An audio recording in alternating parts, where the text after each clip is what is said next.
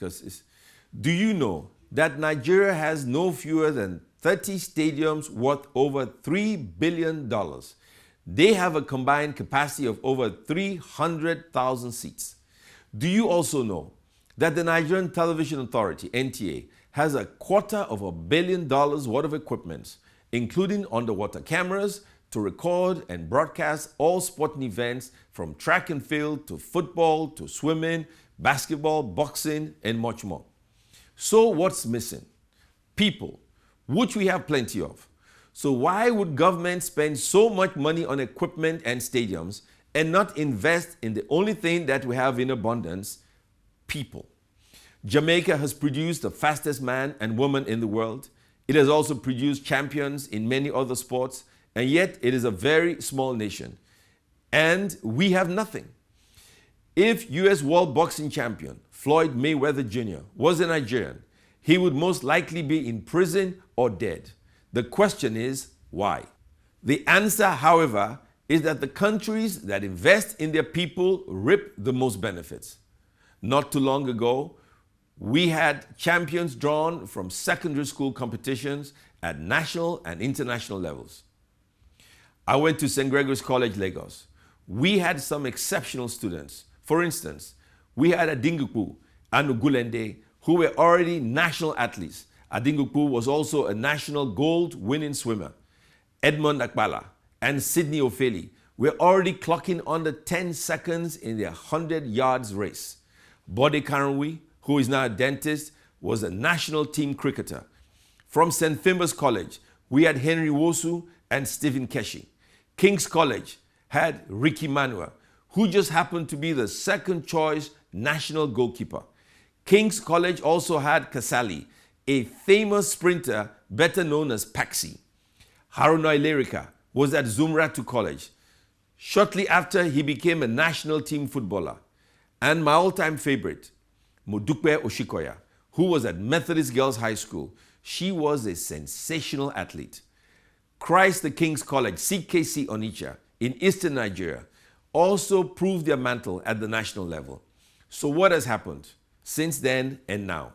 I will tell you, lack of visionary leadership and planning is why things have remained the way they are. For instance, we know the strengths of major ethnic groups in Nigeria. In the Niger Delta, where I am from, we are surrounded by water. I expect the average school there to have a place to harness all the swimming skills from the rivers and creeks. By now, we would have had international champions. By now, we would have had international champions. The Southeast and the South-South have produced champions like Dick Tiger, Ibrahim Tonika, Pa Mike Okpala, Hogan Kid Bassi, Samuel Peters, and Peter Konogwache, among others. Why can't we promote power sports like wrestling and boxing from there? Apart from winning honors for the country, it is a way of reducing youth unemployment and restiveness. The highlands of the Plateau and Adamawa area are natural breeding grounds for long-distance runners. The fastest marathoners in Nigeria come from there. But what have we done so far? Nothing. Kano is the home of basketball in Nigeria. Are we willing to develop basketball in that region? The answer is no. Lagos is surrounded by water. There are so many canoeing, boating, yachting sports that will win more than 5 or 6 medals at the Olympics. How many do we have here? None. The Southwest has produced champions in all sports you can imagine. Sadly, most of them have represented the UK instead. Due to lack of encouragement here in Nigeria, the next heavyweight boxing champion of the world may be a 6'6" Olympic champion.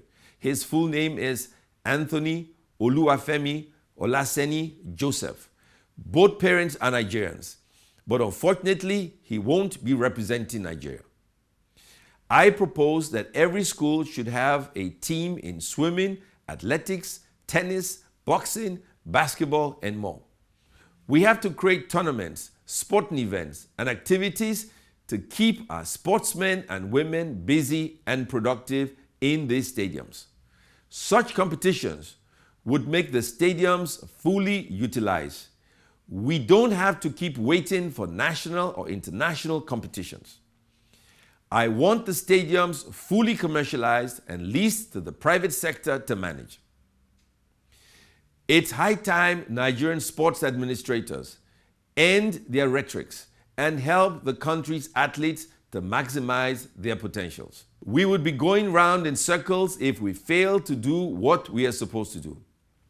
First of all, we must have a clear policy and adequate funding of these programs. That's the only way we can produce world champions. I am Ben Murray Bruce, and I just want to make common sense.